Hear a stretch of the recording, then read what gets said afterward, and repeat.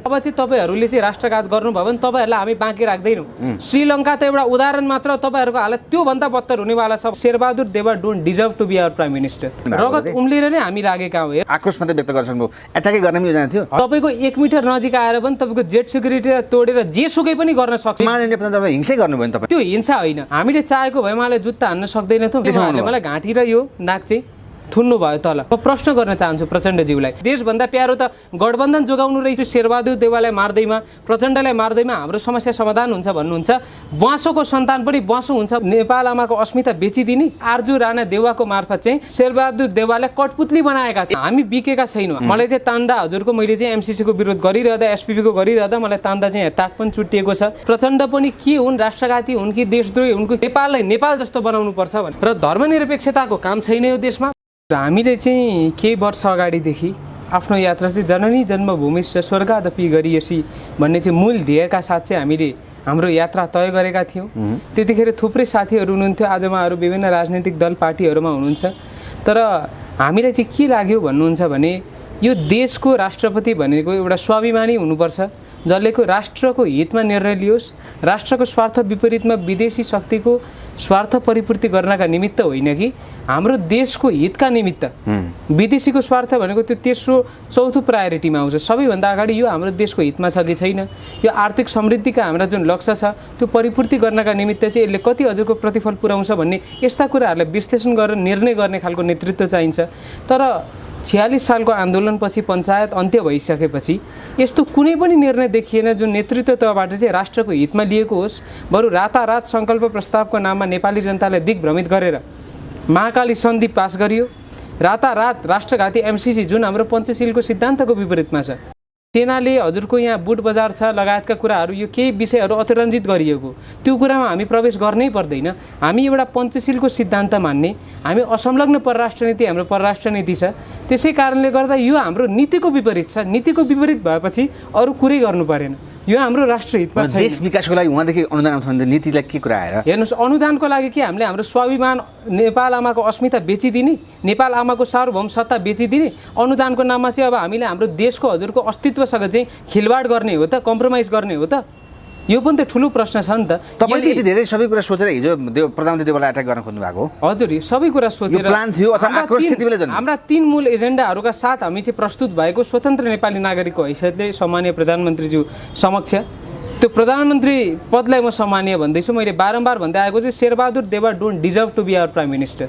उहाँ हाम्रो प्रधानमन्त्री भन्ने लायकको पात्र नै किन हो? जनताले बनाएको छ उहाँलाई। हेर्नुहोस्, जनताले पुरै वैधानिक रूपमा बनाएको होइन। सर्वप्रथम त शेरबहादुर देवाका हरेक निर्णय पछाडिबाट उहाँका श्रीमती अर्धाङ्गिनीले गर्नुहुन्छ। कसरी गर्नुहुन्छ? प्रमाण चाहिँदैन। जुन चाहिँ अमेरिकाको इसारामा, जुन चाहिँ अमेरिका र तपाईँको युरोपियन युनियनको चाहिँ स्वार्थ परिपूर्ति गर्नका निमित्त चाहिँ आर्जु राणा देवाको मार्फत चाहिँ शेरबहादुर देवालाई कठपुतली बनाएका छन्। यही स्लोगन जब उहाँको विदेशमा बिहा भयो, तपाईँको अमेरिकासँग एउटा चाहिँ मध्यस्थकर्ताको हिसाबमा भयो भन्नेमा आरोप त्यही लाउन पर्ने तपाईँले पनि। एउटा कुरा म तपाईँलाई के भन्न चाहन्छु भने आज जुन इसाईकरणको ठुलो अभियान यो देशमा चलिरहेको छ आइएनजिओ एनजिओ मार्फत, जुन देशमा विभिन्न राष्ट्रघाती गतिविधिहरू चलिरहेको छन्, त्यसको मूल नेतृत्व भनेको तपाईँको ब्याकग्राउन्डमा हेर्नुहुन्छ भने प्रष्ट रूपमा त आउनु भएको छैन। आर्जु राणा देवा हुनुहुन्छ। देशका लागि विकास भएन, आयोजना आएन देशका लागि। त्यस्तै एनजिओ आइएनजिओको काम के हो भन्नुहुन्छ भने ह्युमन राइटका मुद्दाहरूमा, तपाईँका सिभिल राइटका मुद्दामा, एजुकेसन, हेल्थ, सबै एनजिओका आफ्नो एउटा सर्टेन एउटा अब्जेक्टिभ हुन्छ।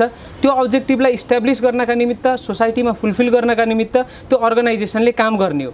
तर यहाँ 90% इन्टरनेसनल नन गभर्मेन्टल अर्गनाइजेसनहरू चाहिँ पोलिटिकल मिसनको रूपमा युरोपियन युनियनको स्वार्थभित्र आएर, अमेरिकाको स्वार्थभित्र आएर चाहिँ आइएनजिओहरू चाहिँ यहाँ सक्रिय छन्। र यसको सबैभन्दा ठुलो उदाहरण म दिन चाहन्छु। नेपालमा पछिल्लो 10-15 वर्षदेखि पोलिटिकल मिसन जुन चाहिँ हामीले प्रष्ट रूपमा देखेको छौँ, इसाईकरण, हातमा पैसा दिएर तपाईँको हिन्दूहरूलाई, बुद्धिस्टहरूलाई, किराँतीहरूलाई भ्रमित गरेर धर्म परिवर्तन गर्न खोजिँदैछ। र अरू थुप्रै यस्ता उदाहरणहरू पनि छन्। त्यसै कारणले गर्दा चाहिँ अब एसपीपीको उदाहरण म तपाईँलाई दिन चाहन्छु।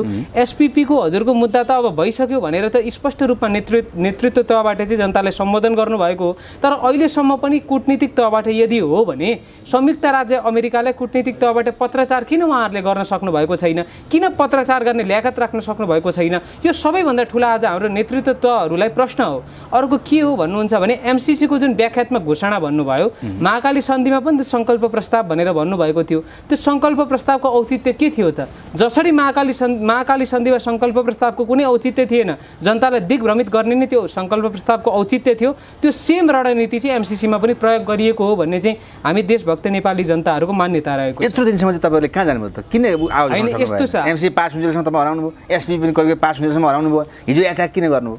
होइन एसपिपीमा पनि हामी सडकमै थियौँ। यहाँ के छ भने हामी अलिकति फरक गर्दाखेरि मात्र मिडियाले अब अटेन्सन दिने गर्नुहुन्छ, मिडियाले हामीलाई अटेन्सन दिएपछि मात्र जनता समक्ष चाहिँ हाम्रा कुराहरू पुग्ने गर्छन्। त्योभन्दा अगाडि पनि हामी माइती घरमण्डलामा बानेश्वरमा बारम्बार नेतृत्वहरूलाई दबाब दिँदै आइरहेका थियौँ। एमसिसी पास हुन्जेलसम्म त बिकिसके, तपाईँले त बिकिसक्नु भन्ने आरोप लाग्यो। होइन हामी बिकेका छैनौँ, हामीले एकदमै जोरदार प्रयास गरेका थियौँ र अहिले पनि हाम्रो जुन संयुक्त नागरिक आन्दोलन छ, यो नागरिक आन्दोलनका मैले भनिसकेका छु 3टा मुख्य उद्देश्य रहेका छन्। नागरिक विधेयकका जुन 2टा राष्ट्रघाती प्रावधान छन्, अङ्गीकृत नागरिकतालाई चाहिँ तत्काल हजुरको विवाह गर्ने बित्तिकै समयावधि नतोकिकन नागरिकता दिने, र अर्को भनेको चाहिँ हजुरको जुन एउटा संरक्षक राखेर चाहिँ वंशजको आधारमा चाहिँ बुवा आमाको अत्तोपत्तो नभए पनि राष्ट्रिय तथ्याङ्कमा उहाँहरूको चाहिँ नाम नभए पनि चाहिँ उहाँहरूलाई चाहिँ वंशजको आधारमा नागरिकता दिने भन्ने दुई चाहिँ खुला सिमानाको कारणले गर्दा, भारतको इन्टेन्सनको कारणले गर्दा र हाम्रो भूराजनीतिक अवस्थालाई विश्लेषण गर्ने हो भने यो 2टा प्रावधान चाहिँ राष्ट्रिय स्वार्थ र हित विपरीत छ। त्यो कारणले गर्दा यो 2टा प्रावधान चाहिँ खारेज गरिनुपर्छ। अर्को एसपिपीको जुन हजुरहरूले जनताले त दिग्भ्रमित गर्नुभयो, यो वास्तविकता हो भने चाहिँ संयुक्त राज्य अमेरिकालाई चाहिँ नेतृत्वबाट पत्राचार गरिनुपर्छ। राष्ट्रघाती एमसिसीलाई चाहिँ हामी दिग्भ्रमित भएका छैनौँ, यसलाई खारेज गरिनुपर्छ। होइन भने चाहिँ प्रधानमन्त्री स्तरबाट नै तपाईँको 2 तहबाट छलफल गरेर जनतालाई स्पष्ट गरिनुपर्छ भन्ने हाम्रो 3टा रगत उम्लेर नै हामी लागेका हौँ। हेर्नुहोस् हामीले बारम्बार सम्माननीय प्रधानमन्त्रीज्यूलाई भेट्ने प्रयत्न गऱ्यौँ तर हामीले भेट्न पाएनौँ। यहाँ राप्रपाले भेट्न पाउँछ, यहाँ नेपाली काङ्ग्रेसले, नेपाल कम्युनिस्ट पार्टीले भेट्न पाउँछ, अरू थुप्रै पार्टीले भेट्न पाउँछन्, तर हामी त कुनै पार्टीमा कुनै सामाजिक हामी नागरिक हौ नि। गणतन्त्र भनेको के हो त? जुन तपाईँको एक्सेस हिजोको दिनमा चाहिँ नेतृत्व तहसँग जनताको थिएन, त्यो एक्सेसलाई चाहिँ हजुरको इस्टाब्लिस गर्नका निमित्त गणतन्त्र ल्याइएको होइन त। आज हामीहरूले नागरिकले हाम्रो समस्या, हाम्रो पीडा, हाम्रा प्रतिनिधिहरूलाई राख्न सक्दैनौँ भने के को गणतन्त्र? प्रधानमन्त्री देवलाई के गर्ने योजना थियो? तपाईँले त्यही आवाज आक्रोश मात्रै व्यक्त गर्न सक्नुभयो, एट्याकै गर्ने योजना थियो? होइन थिएन। हामीले एउटा सन्देश चाहिँ के दिन खोजेको हो भने यदि नेपाली नागरिकले चाहे भने चाहिँ तपाईँको 1 मिटर नजिक आएर पनि तपाईँको जेट सिक्युरिटी तोडेर जेसुकै पनि गर्न सक्छन्, गर्न सकिन्छ। नागरिकले जेसुकै पनि गर्न सक्छन् भनेर उहाँलाई एउटा हामीले सन्देश दिन पनि खोजेको हौँ। तर हिजोको हाम्रो कार्यक्रम हिंसक थिएन। हेर्नु हामी पनि एउटा एजुकेटेड सिभिलाइज, हिंसै गर्नुभयो नि तपाईँ। त्यो हिंसा होइन। हामीले प्रधानमन्त्रीज्यूलाई के भनेका छौँ, सुरक्षाको बिचमा तपाईँले त्यति धेरै गर्नु हिंसा होइन। हामीले चाहेको भए उहाँलाई जुत्ता हान्न सक्दैनथ्यौँ, चाहेको भए उहाँलाई गएर हजुरको ढुङ्गाले हान्न सक्दैनथ्यौँ, चाहेको भए हामीले तपाईँको हिंसक गतिविधिहरू हामीले अपनाउन सक्दैनथ्यौँ। तर त्योभन्दा बढी अपमान गर्नुभयो नि तपाईँले। हामीले अपमान गरेका छैनौँ। मैले भने प्रधानमन्त्री पदलाई सम्मान छ, तर शेरबहादुर देउवाले यो प्रधानमन्त्री पदमा बस्नका निमित्त उहाँ पूर्ण रूपमा असक्षम। तपाईँको कोट च्यातिएको त्यसो हिजो? हजुर यो कोट तपाईँ देख्न सक्नुहुन्छ। मेरो घाँटीमा पनि अघि बिहानसम्म पनि नाम थियो, अहिले हजुरको यहाँ तपाईँले देख्न पनि सक्नुहुन्छ, जुम गर्नुभयो भने यहाँ मलाई चाहिँ तान्दा हजुरको मैले चाहिँ एमसिसीको विरोध गरिरहँदा, एसपिपीको गरिरहँदा मलाई तान्दा चाहिँ यहाँ टाक पनि चुट्टिएको छ। र म एउटा यो श्वास प्रश्वासको चाहिँ मेरो समस्या ट्युमरको मैले अपरेसन इन्डियाबाट गरेर आएको, यहाँ त्यस्तो प्रविधि नभएको कारणले गर्दा त्यो श्वास प्रश्वासको समस्या पनि थियो। मैले भने उहाँहरूलाई मलाई नगर्नुहोस्, म तपाईँहरूसँग कोअपरेट गरौँला। त्यही पनि उहाँहरूले चाहिँ 2-3 मिनटसम्म चाहिँ एकदमै मलाई चाहिँ सास एकदम गाह्रो हुने गरी चाहिँ उहाँहरूले मलाई घाँटी र यो नाक चाहिँ थुन्नु भयो तल लगिसकेपछि पनि त्यो प्रति चाहिँ मेरो एउटा आपत्ति रहेको छ।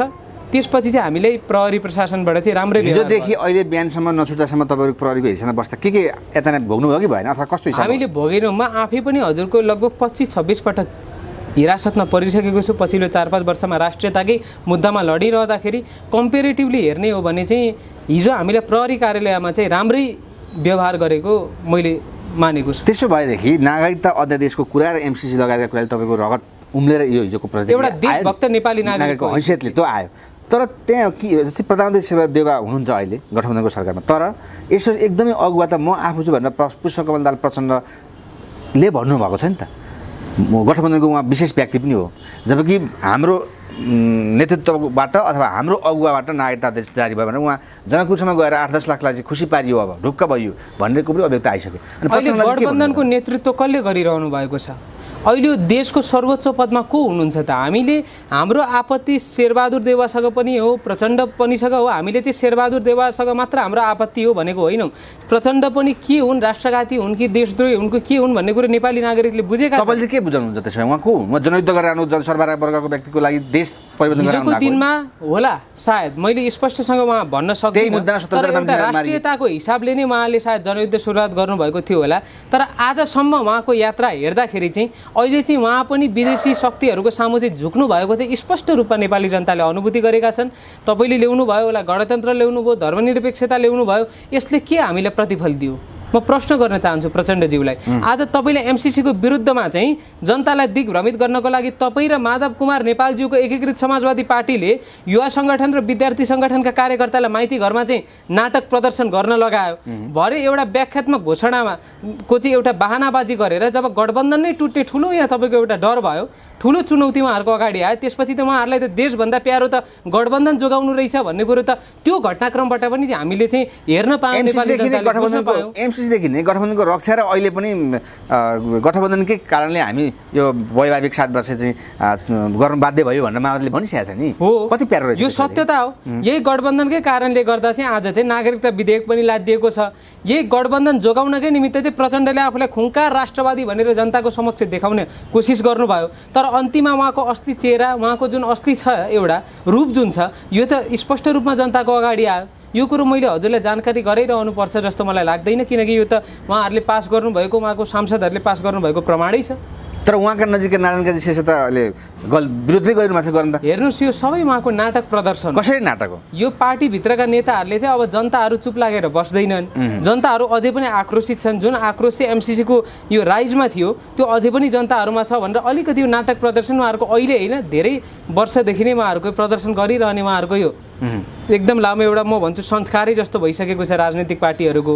त्यसै कारणले गर्दा यसलाई चाहिँ मैले गहन रूपमा या सिरियसली लिएको। जस्तै यही विषयमा कुरा गर्दा जस्तै तपाईँ जस्तै आजभन्दा 5 वर्ष अगाडि तपाईँ जस्तै व्यक्तिसँग एकजना इन्जिनियर सागर ढकालसँग प्रधानमन्त्री अहिलेकै तृतीय प्रधानमन्त्री हुन्छ देउवासँग परेको थियो, त्यो कुरा अहिले आइरहेको छ र उहाँको विरुद्धमा लाग्छु भनेर चुनावमा उठ्ने भन्ने विषयमा डडेलधुरा जानुभएको छ अहिले सागर ढकाल। चिन्नुहुन्छ नि तपाईँ? म चिन्छु।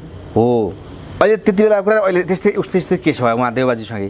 के भन्नुहुन्छ यस विषयमा सागरजीलाई? तपाईँ सागरजीलाई म के भन्न चाहन्छु भने उहाँ चाहिँ मेरो विचारमा अक्सफोर्ड युनिभर्सिटीमै पढेर आउनुभएको, उहाँको इन्टरभ्यू पनि हेरेको थिएँ मैले। एउटा बौद्धिक हुनुहुन्छ, राजनैतिक रूपमा सचेत युवा हुनुहुन्छ। म त 19-20 वर्षको चाहिँ एउटा देशभक्त नागरिक, एउटा विद्यार्थी छु। अझै पनि मैले धेरै सिक्न बाँकी छ, बुझ्न बाँकी छ। राजनैतिक अन्तर्राष्ट्रिय सम्बन्ध, विभिन्न राजनैतिक व्यवस्थाको बारेमा अझै पनि म थप अध्ययन अनुसन्धान गरिरहेको छु। तर उहाँको एउटा मैले शेरबहादुर देउवाभन्दा चाहिँ 1000 गुणा बढी सक्षम र इन्टेलेक्चुअल मैले सागर ढकाल सरलाई भेटेँ र उहाँ जस्ता युवाहरू चाहिँ अब देशैभरिबाट चाहिँ यी राष्ट्रघाती दलालहरूको विरुद्धमा चाहिँ उत्रिनुपर्छ, उनीहरूको विरुद्धमा चाहिँ प्रतिस्पर्धा गर्नुपर्छ। र अब हामीले हाम्रो देशलाई चाहिँ साँच्चैकै नेपाल जस्तो, हाम्रो देशलाई स्विजरल्यान्ड जस्तो, युके जस्तो, युएस जस्तो होइन कि नेपाललाई नेपाल जस्तो बनाउनुपर्छ भनेर चाहिँ म उहाँलाई चाहिँ अनुरोध गर्छु। जस्तै सागर ढकाल जस्ता व्यक्ति आउँदैमा, जस्तै बालन शाह पनि आउनुभयो तपाईँ जस्तै युवा आउँदैमा के भयो त? 4 महिना भयो बालन शाह पनि केही भयो होइन? उहाँहरूले प्रयास गर्ने हो र त्यो प्रयासमा हामी सबैजनाले समर्थन गर्नुपर्छ र के थाहा त्यो प्रयास सफल पनि हुनसक्छ। तर एउटा कुरा चाहिँ म स्पष्ट रूपमा के राख्न चाहन्छु भने जबसम्म प्रदेश खारेजी हुँदैन, जबसम्म धर्मनिरपेक्षता खारेज भएर वैदिक सनातन धर्म सापेक्ष राष्ट्र स्थापित हुँदैन र जबसम्म उन्नत लोकतान्त्रिक व्यवस्था स्थापित हुँदैन, तबसम्म चाहिँ राष्ट्रमा आमूल परिवर्तन ल्याउन चाहिँ म असम्भव छ भनेर चाहिँ म विश्वाससहित यहाँ भन्न चाहन्छु। 2007 सालदेखि अहिलेसम्म राजा महेन्द्रले राष्ट्रिय हितमा लिनुभएको त्यो कदम बाहेक कुनै पनि राष्ट्रिय हितका चाहिँ हजुरका ती परिवर्तन थिएनन्। जनतालाई दिग्भ्रमित गराउनका निमित्त कहिले प्रजातन्त्र भनियो, कहिले लोकतन्त्र भनियो, कोही गणतन्त्र भनियो। तर आजसम्म चाहिँ राष्ट्र हितका निमित्त, राष्ट्र स्वार्थलाई परिपूर्ति गर्नका निमित्त चाहिँ यी व्यवस्थाहरू ल्याइएका होइनन्। यो जनतालाई दिग्भ्रमित गरेर युरोपियन युनियनका स्वार्थ, अमेरिकाको स्वार्थ, भारतको स्वार्थ चाहिँ आज चाहिँ यहाँ लादिएको छ भनेर म जानकारी दिन चाहन्छु। त्यसो भएदेखि अब अर्को समय आइराख्दा पनि प्रधानमन्त्री देउवा हुनुहुन्छ, अर्को प्रधानमन्त्री आउनु होला, तपाईँले भने जस्तो कुरा भयो भने फेरि पनि आक्रमण गर्नुहुन्छ उहाँहरूलाई समस्या समाधान यो हो त होइन। अब हामीले चाहिँ आन्दोलन मार्फत जाने जुन हाम्रो संयुक्त नागरिक आन्दोलन छ, जबसम्म हाम्रा ती मागहरू चाहिँ सम्बोधन हुँदैनन् तबसम्म चाहिँ हामीले संयुक्त नागरिक आन्दोलनलाई चाहिँ निरन्तरता दिने भन्ने चाहिँ एउटा योजना बनाएका छौँ। अझ नेपालमा एउटा फेसन जस्तो भयो नि, यो कुनै विश्वास पुनः आन्दोलन छ त, जति आन्दोलन गर्ने पनि एमसिसी पास हुने, नागरिकता विधेयक आउने, एससी पनि पास हुने, जे पनि भइरहेछ। आन्दोलनले के गर्छ अब? होइन, आन्दोलनले गर्छ। हामी सबै नेपाली नागरिकहरू, देशभक्त नेपाली नागरिकहरू चाहिँ एकीकृत भएर आन्दोलनमा समावेश भयौँ भने र हामी सशक्त ढङ्गले अगाडि बढ्यौँ, नेतृत्व तहहरूलाई अब चाहिँ तपाईँहरूले चाहिँ राष्ट्रघात गर्नुभयो भने तपाईँहरूलाई हामी बाँकी राख्दैनौँ। श्रीलङ्का त एउटा उदाहरण मात्र, तपाईँहरूको हालत त्योभन्दा बत्तर हुनेवाला छ भनेर चाहिँ एउटा हामीले जबसम्म चुनौती दिन सक्दैनौँ तबसम्म चाहिँ उहाँहरू चाहिँ एउटा आफ्नो सेन्समा आउनुहुन्छ जस्तो मलाई लाग्छ। आन्दोलनको अगुवा गर्ने मान्छेले नेपालमा पार्टी प्रवेश गरेर पद लिएको देखिरहेछ घटना तत्कालै। तपाईँको पनि के विश्वास छ? 90% तथाकथित बुद्धिजीवीहरू सबै आइएनजिओ एनजिओको जागिरीहरू हुनुहुन्छ। युरोपियन युनियन, अमेरिकाको तपाईँको आज स्वार्थ परिपूर्ति गर्नका निमित्त परिचालन हुनुहुन्छ। बाँकी 10% बुद्धिजीवीज्यूहरू पनि पदीय प्रलोभनको कारणले गर्दा को अध्यक्ष बस्ने, को महासचिव बस्ने भनेर पदको बाँडफाँड नमिलेकै कारणले गर्दा बुद्धिजीवीहरू एकीकृत हुन सक्नु भएको छैन राष्ट्रिय हितमा। यो कटु सत्य हो, यो तितो सत्य हो। यो सत्यलाई मैले पनि स्वीकार्छु र केही हाम्रो अभियन्ताहरूले चाहिँ सुरुमा एउटा राष्ट्रियताको मुद्दा उठाउनु भयो तर पछि चाहिँ आफ्नो व्यक्तिगत आर्थिक रूपमा र राजनीतिक रूपमा आफूलाई स्थापित बनाउने मात्र काम गर्नुभयो। यो पनि सत्य हो र उहाँहरूलाई मैले बारम्बार विनम्र अनुरोध गरेको छु, आउनुहोस् हामी सबै एकीकृत हौँ, तपाईँको नेतृत्वमा हामी आउन तयार छौँ, राष्ट्र हितका मुद्दाहरू उठाउनुहोस्, राष्ट्रियताको मुद्दा उठाएर अगाडि बढौँ भनेर विनम्र अनुरोध गर्दा पनि उहाँहरू मान्नु भएन। योभन्दा बढी हामीले चाहिँ कति उहाँहरूलाई अनुरोध गर्ने? त्यसै कारणले गर्दा यो नेतृत्व चाहिँ कसैले होइन, नेपाली नागरिकले गर्ने हो।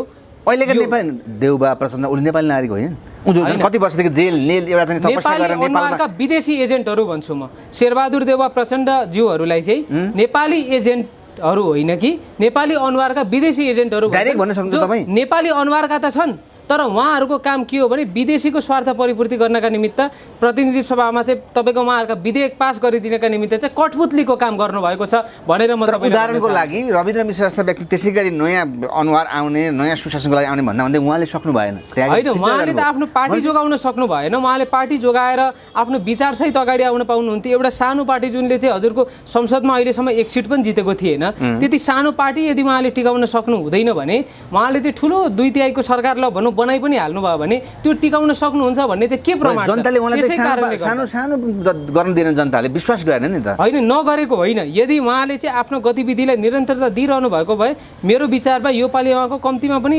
धेरै नभए 17-18 सिट आउँथ्यो। कम्तीमा एउटा प्रतिपक्षको भूमिका चाहिँ उहाँले निर्वाह गर्न सक्नुहुन्थ्यो जस्तो मलाई लाग्छ। तर उहाँ तपाईँको चुनाव अगाडि नै आफ्नो चाहिँ बाटोबाट चाहिँ भ्रमित हुनुभयो। उहाँले चाहिँ एउटा आफ्नो सानो पार्टीलाई पनि जोगाउन सक्नु भएन, जसले गर्दा चाहिँ उहाँको नेतृत्वको क्षमतामा चाहिँ अलिकति प्रश्न चिन्ह उठ्यो भन्ने चाहिँ त्यसपछि देशमा अब के राजाको आवश्यकता भएको?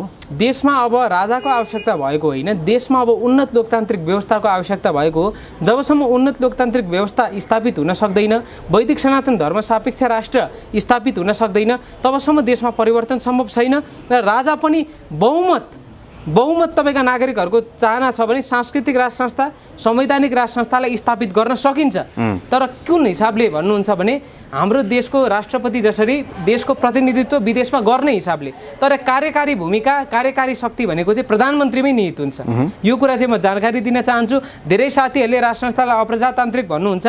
वर्ल्डको सबैभन्दा डेमोक्रेटिक कन्ट्री कुन हो थाहा छ तपाईँलाई? सिभिल राइट, ह्युमन राइट सबै कुरालाई चाहिँ क्यालकुलेट गरेर चाहिँ युके लगायतका धेरै तपाईँको इकोनोमिक अर्गनाइजेसनहरूले पनि लिस्टमै कसलाई राखेका छन् थाहा छ? नर्वेलाई राखेको छ। नर्वेको हामीले विभिन्न तपाईँका राजनीतिक नेताहरूले पनि उदाहरण दिने गर्नुहुन्छ। कतिवटा खुसी तपाईँको राष्ट्र छ, कति हजुरको मौलिक अधिकार, नैसर्गिक अधिकारहरू चाहिँ निःशुल्क रूपमा चाहिँ जनताले पाएका छन्, गुणस्तरीय प्राप्त गरेका छन्, सुख सुविधा भनेर हाम्रो नेतृत्वले उदाहरण दिनुहुन्छ। तर संसारकै सबैभन्दा बढी डेमोक्रेटिक कन्ट्रीको राजनीतिक व्यवस्था संवैधानिक राज संस्था सहितको समानुपातिक संसदको व्यवस्था छ। संवैधानिक राज संस्था हुँदाहुँदै पनि वर्ल्डको सबैभन्दा डेमोक्रेटिक राष्ट्र कसरी भयो त नर्वे?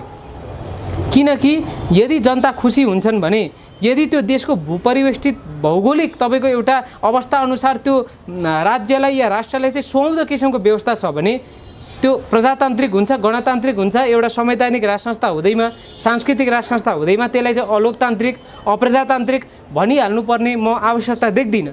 जस्तै राजा महेन्द्रले त्यतिखेर त्यो कठोर कदम नचाल्नु भएको भए आज हामीले नेपाली भन्न पाउँदैन थियौँ। सायद मेरो जन्म दर्ता पनि भारतीय सरकार भनेर आउँथ्यो, मेरो नागरिकता पनि भारतको आधार कार्ड भएर आउँथ्यो र नेपाल सायद भारतको एउटा प्रदेश हुन्थ्यो जस्तो मलाई लाग्दछ। त्यही कारणले गर्दा इतिहासमा पनि हाम्रो राजाहरूले चाहिँ जहिले पनि देशको स्वार्थलाई परिपूर्ति गर्नका निमित्त कठोर कदमहरू चाल्नु भएको छ र अबका दिनहरूमा चाहिँ के समय अनुकूल हामी चल्नुपर्छ, पहिलाको अनुकूल चलेर काम पनि छैन। त्यसै कारणले गर्दा चाहिँ सांस्कृतिक राज संस्थाको हिसाबले संवैधानिक एउटा प्रतिनिधित्व गर्ने सिम्बोलिक राज संस्थाको हिसाबले स्थापित गर्न सकिन्छ र धर्मनिरपेक्षताको काम छैन यो देशमा। वैदिक सनातन धर्म सापेक्ष राष्ट्र सहितको चाहिँ अधिकार सम्पन्न स्थानीय सरकारको चाहिँ यो देशमा आवश्यकता छ। त्यसो भएदेखि नागरिकता विधेयक फिर्ता नभएसम्म तपाईँको अब आन्दोलन तपाईँको एजेन्डा के हुन्छ? अब हाम्रो एजेन्डा तीन अहिलेका लागि हाम्रो संयुक्त नागरिक आन्दोलन एजेन्डा हुन्। तबसम्म हामी निरन्तर रूपमा चाहिँ हाम्रो आन्दोलनलाई अगाडि बढाउँछौँ। यसका कार्यक्रम अब कस्ता हुन्छन् भन्ने कुरा चाहिँ हामीले छिटै प्रेस मार्फत जानकारी दिनेछौँ।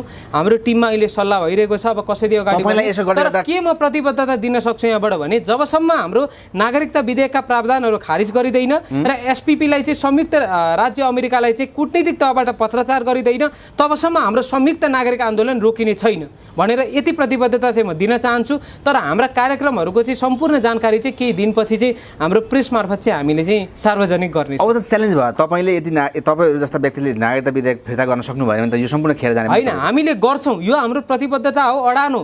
हामीलाई हेर्नुहोस् कसैको दबावले रोक्दैन, कसैको तपाईँको धम्कीले छेक्दैन, किनकि हामी कुनै राजनीतिक पार्टीका कार्यकर्ता पनि होइनौँ, हामी कुनै सामाजिक अभियानका अभियन्ता पनि होइनौँ। हामी भनेको त स्वतन्त्र नेपाली नागरिक। तपाईँलाई पछि यही शेरबहादुर देवालले आउनुहोस् बोलौँ पद प्रतिष्ठा पैसा सुविधा आवश्यक भयो भने तपाईँ गइहाल्नुहुन्छ नि? होइन, चाहिँदैन। किन चाहिँदैन? उहाँहरूको पत्र आज पनि अर्जुन राज पौडेल नेभी सङ्घको सहमहामन्त्री, अनुराग सोबीको सचिव, अखिल क्रान्तिकारीको चाहिँ सचिव खान सक्ने हैसियतको मान्छे हो। बुझ्नुभयो नि? धेरै त तपाईँका त्यस्ता पार्टीका विद्यार्थी सङ्गठनका मान्छेहरूले मलाई आह्वान पनि गरेका थिए, ठुला राजनीतिक पार्टीका। तर के छ भने म जान चाहदिनँ। एउटा के हुन्छ भने कतिपय साथीले मैले भन्ने गरेको सुन्छु शेरबहादुर देवाललाई मार्दैमा, प्रचण्डलाई मार्दैमा हाम्रो समस्या समाधान हुन्छ भन्नुहुन्छ। बाँसोको सन्तान पनि बाँसो हुन्छ भनेर हाम्रो एकजना स्वागत नेपालज्यूले भन्नुहुन्छ। त्यो कुरो मलाई एकदमै चित्त बुझ्छ। यो राजनीतिक परिवेशमा हुर्किएका गगन थापा, विश्वप्रकाश शर्मा लगायतका नेताहरूमा पनि कुनै हजुरको चाहिँ यो कुनै हजुरको डिफरेन्समा म सहमत छुइनँ, किनकि त्यो सेम राजनैतिक परिवेशमा हुर्केको नेतृत्वको पनि त्यही किसिमको व्यवहार, त्यही किसिमको चरित्र, त्यही किसिमका निर्णयहरू देखिन पाइन्छ भन्ने कुरो जस्तो लाग्छ मलाई। त्यही भएर जबसम्म यो चरित्रको अन्त्य हुँदैन, यो परिवेशको अन्त्य हुँदैन, जबसम्म राष्ट्र हितमा परिपूर्ति गर्नका निमित्त त्यस्तो व्यवस्था डिजाइन गरिँदैन, त्यस्तो व्यवस्था स्थापित गरिँदैन, तबसम्म यो देशमा आमूल परिवर्तन असम्भव छ। त्यसो भएदेखि तपाईँलाई मनपर्ने नेता को त नेपालमा?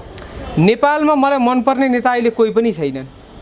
एकजना भन्नुहोस्। होइन, कोही पनि छैनन्। तर कम्पेरेटिभली हेर्नु पर्दाखेरि चाहिँ अहिले राजेन्द्र लिङ्गदेनज्यूले चाहिँ जसरी संसदमा पनि हजुरको एउटा राष्ट्रभक्ति पूर्ण अभिव्यक्तिहरू राख्नुहुन्छ र नेकपा एमालेको जुन हाम्रो भीम रावल हुनुहुन्छ उहाँ पनि मलाई मनपर्ने नेता हुनुहुन्छ, किनकि उहाँले बारम्बार जब राष्ट्रियतामाथि चाहिँ सवाल आउँछ, यो देशको अस्मिता र सार्वभौम सत्तालाई चाहिँ खण्डन गर्ने गरी चाहिँ हाम्रा देशका नेताहरूले निर्णय गर्नुहुन्छ, च्यालेन्ज गर्ने गरी निर्णय गर्नुहुन्छ, तब भीम रावलज्यूले चाहिँ आफ्नो मान, प्रतिष्ठा, आफ्नो पद यसको कुनै तपाईँको लोभ लालच नगरिकन चाहिँ एकदम अडानका साथ, देशभक्ति भावनाका साथ चाहिँ उहाँले आफ्नो अभिव्यक्तिहरू प्रस्तुत गर्नुहुन्छ। त्यो हिसाबले चाहिँ राजेन्द्र लिङ्गदेन र भीम रावल मलाई मनपर्ने होइन। उहाँले राजा चाहनुहुन्छ भनेर मेरो फेभरेट नेता भनेको होइन। जसरी उहाँले कङ्ग्रेसको महाधिवेशनमा चाहिँ आज तपाईँका गाउँ गाउँमा जाँदाखेरि नेता आउँदाखेरि चाहिँ हाम्रो गाउँमा चोर आउँदैछ है चोर भन्नुभयो, त्यतिखेर जनताको प्रतिक्रिया के थियो? कोही नेता छ यस्तो जसले चाहिँ अझै राष्ट्रिय नेताहरूकै अगाडि यसरी खुला रूपमा चाहिँ हजुरको यो कटु सत्य बोल्न सक्नुहोस्? त्यस्तो नेता मैले राजेन्द्र लिङ्गदेन देखेँ। त्यो हिसाबले राजेन्द्र लिङ्गदेन सरको अब अरू एजेन्डाहरू पनि जस्तो भ्रष्टाचार मुक्त हाम्रो देश, प्रत्यक्ष निर्वाचित कार्यकारी प्रमुख, हजुरको प्रदेश खारेजी, यी मुद्दाहरूमा मेरो सहमति पनि छ। हामी सबै नेपाली जनताहरूको चाहिँ एउटा समर्थन पनि रहेको छ। त्यो हिसाबले राजेन्द्र लिङ्गदेन र डाक्टर भीम रावल चाहिँ मलाई मनपर्ने नेता हुन्। रवि लामिछाने आउँदै हुन्छ नि देशको ढोकढोकी भगवान, उहाँले स्वागत छ। उहाँ एउटा राष्ट्रवादी पत्रकार हुनुहुन्छ, अवश्य पनि सहयोग गर्छौँ। उहाँहरूको एजेन्डा देशको पक्षमा छ, राष्ट्रियताको पक्षमा छ भने हामीले सहयोग गर्छौँ। राष्ट्रियताको पक्षमा छैन, उहाँहरू पनि फेरि त्यही युरोपियन युनियन र अमेरिकाबाट चाहिँ परिचालित हुने प्रयत्न गर्नुभयो भने फेरि खुला रूपमा विरोध पनि गर्छौँ। कमाउनका लागि को चाहिँ हजुरको समर्थन लिनका लागि चाहिँ हामीले चाहिँ नराम्रोलाई राम्रोलाई नराम्रो भन्दैनौँ। जे सही छ त्यसलाई सही, जे गलत छ त्यसलाई गलत भन्ने मेरो चरित्र हो र म त्यो गर्छु। रवि लामिछानेको आवश्यकता छैन देश देशमा होइन रवि लामिछाने अगाडि बढ्नुहोस् उहाँले राष्ट्रको हितका निमित्त त्यस्ता एजेन्डाहरू ल्याउनु भयो भने उहाँले समर्थन गरिन्छ तर उहाँले अब राष्ट्र हितका एजेन्डाहरू ल्याउनु भएन उहाँको पनि गतिविधिहरू चाहिँ अलिकति हजुरको कोही बाहिरी शक्तिबाट चाहिँ प्रभावित देखियो भने चाहिँ उहाँलाई समर्थन गर्ने हामी अहिले त्यस्तो केही देखिएको छैन होइन अहिलेसम्म त्यस्तो देखिएको छैन अब आगामी दिनहरूमा यो कुरो चाहिँ थाहा हुनेछ अन्तिममा प्रचण्ड देउवालाई सल्लाह के छ हामी के भन्न चाहन्छौँ भने अब तपाईँहरू राजनीतिबाट सन्यास लिनुहोस् र अब हजुरका युवा पुस्ताहरूलाई हस्तान्तरण गर्नुहोस् र सक्नुहुन्छ भने चाहिँ यो व्यवस्था परिवर्तन त हामीले गरेरै छोड्छु प्रत्यक्ष निर्वाचित कार्यकारी प्रमुख प्रदेश खारेजी वैदिक सनातन धर्म सापेक्ष राष्ट्रिय देशमा हामी स्थापित गरेरै छाड्छौँ तर तपाईँहरूले गर्नुहुन्छ भने पनि गर्नुहोस् हामी चाहिँ गाडेरै छाड्छौँ र तपाईँहरू चाहिँ राजनीतिबाट अब सन्यास लिनुहोस् नाति नातिना खेलाउनुहोस् भनेर चाहिँ विनम्र अनुरोध गर्न चाहन्छौँ धन्यवाद हस् थ्याङ्क यू